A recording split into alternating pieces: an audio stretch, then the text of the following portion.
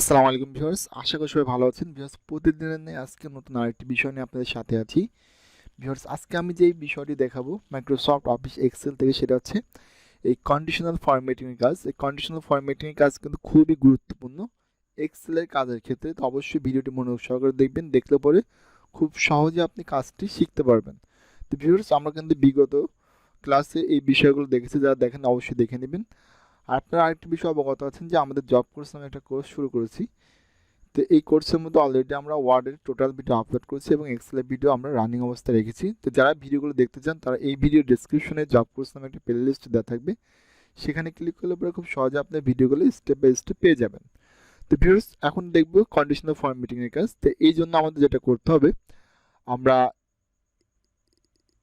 ধরুন যে আমরা এখান থেকে একটা আমাদের স্যালারি শিট করা আছে, তো আমরা হচ্ছে এই স্যালারি শিট থেকে আমরা টোটাল টাকাটাকে সিলেক্ট করি। এই টোটাল টাকাটাকে সিলেক্ট করার পরে আপনাকে অফিস থেকে বলা হয়েছে যে যাদের বেতন, অর্থাৎ যারা বেতন পেয়েছে হচ্ছে 15,000 টাকার উপরে, তাদেরকে একটা কালার করতে হবে, এবং যারা 15,000 টাকার নিচে বেতন পেয়েছে তাদেরকে আরেকটা কালার করতে হবে। তো আমি এটাকে সিলেক্ট করলাম, সিলেক্ট করার পর কন্ডিশনাল ফরম্যাটিংয়ে আসলাম, আসার পরে হাইলাইট সেলস রুলস আসবে, আসবে এখানে গ্যাটার দিন ইউজ করবো। তো আমাকে প্রথম অবস্থায় যেহেতু বলছে 15,000 টাকা বেশি থাকতে হবে, সেজন্য আমরা এখানে 15,000 টাকা দিয়ে দিলাম।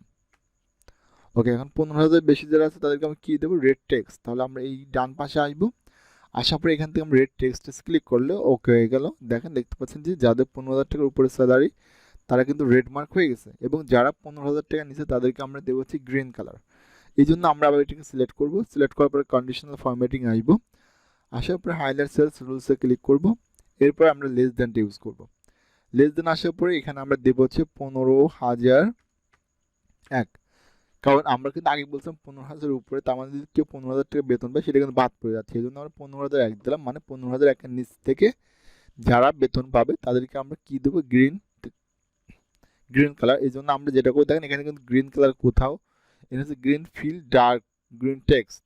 ওকে, এ দেখেন, বাট আমি চাচ্ছি শুধু গ্রিন কালার দেবো। এই জন্য আমরা যেটা করতে পারি, আমরা এখান থেকে কাস্টম ফরম্যাটে আসবো, কাস্টম ফরম্যাটে ক্লিক করলে পরে এখানে আপনার বেশ কিছু কালার অপশন পেয়ে যাবেন, আপনি ইচ্ছে মতো দিতে পারবেন। তো এখান থেকে আমরা এইটা দিতে পারি। এবার জাস্ট ওকে, দেখেন শুধুমাত্র আমাদের টেক্সটে কিন্তু, অর্থাৎ নাম্বারগুলো কিন্তু শুধু কালার আসছে, আদার্স কোনো ঘরের মধ্যে কোনো কালার নেই। এরপর জাস্ট ওকে। সেম ভাবে আমরা যদি এখানে কন্ডিশনাল ফরম্যাটিং আসি, হাইলাইট সেলস রুলসে ক্লিক করলাম, দেখেন এখানে আছে বিটুইন। বিটুইনটা কি, বিটুইনটা হচ্ছে দুইটার মাঝে মাঝে, আমি বিটুইনে ক্লিক করলাম। আমি চাচ্ছি যে এখানে আহ, আহ, 10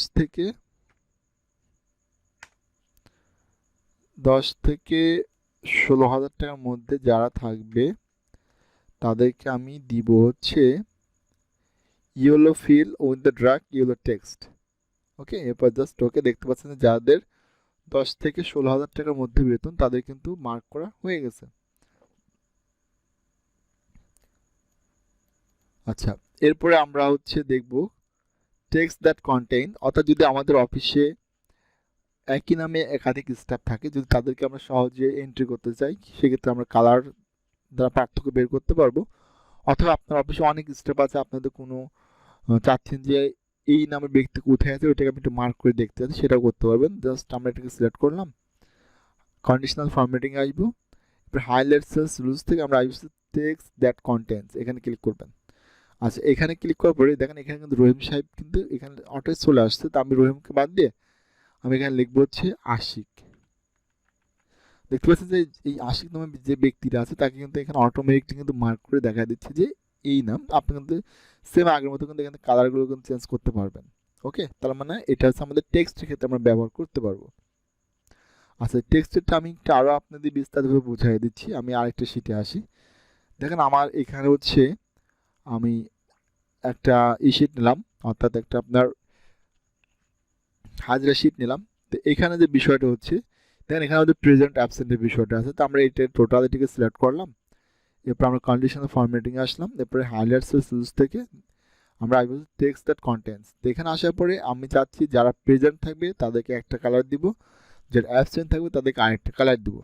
সেক্ষেত্রে দেখেন এখানে আমাদের পিতে ক্লিক করলাম, এখান থেকে আমি জাস্ট টেক্সট দিব হচ্ছে গ্রিন ফিল ওকে। দেখতে পাচ্ছেন যারা প্রেজেন্ট আছে তাদের কিন্তু কালারটা কিন্তু পরিবর্তন হয়ে গেছে, এবং যারা প্রেজেন্ট নেই তাদের কিন্তু ঘরের মধ্যে কোনো কালার আসে নাই। তো এরকম ভাবে কিন্তু আপনি পার্থক্যটা কিন্তু দেখাতে পারবেন। Pass fail, A grade, B grade, বিভিন্ন ক্ষেত্রে আপনি এগুলো পার্থক্য দেখাতে পারবেন।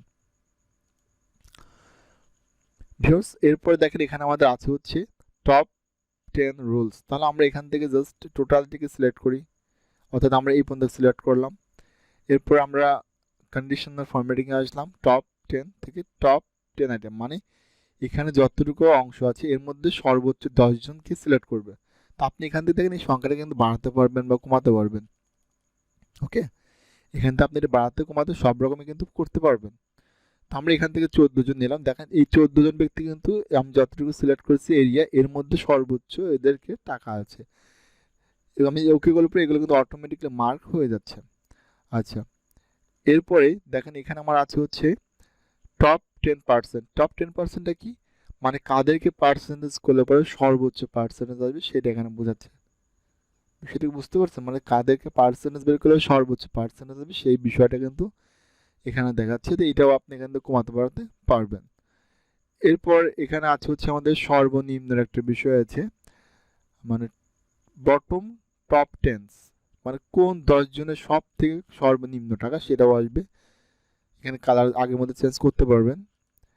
এরপরে আছে হচ্ছে আপনার পার্সেন্টেজ অ্যাবভ, সব মানে সবকিছু একই রকম, জাস্ট একটু আপনার দেখানোর ক্ষেত্রে একটু ভিন্ন দেখাচ্ছে, বাট কাজ করতে দেখা যাচ্ছে সব কিন্তু একই লেভেলের কাজ হয়ে যাচ্ছে।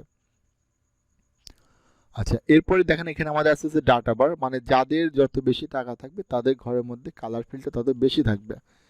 ওকে, আপনি এখানে যে কোনো কালার এখান থেকে কিন্তু দিতে পারবেন।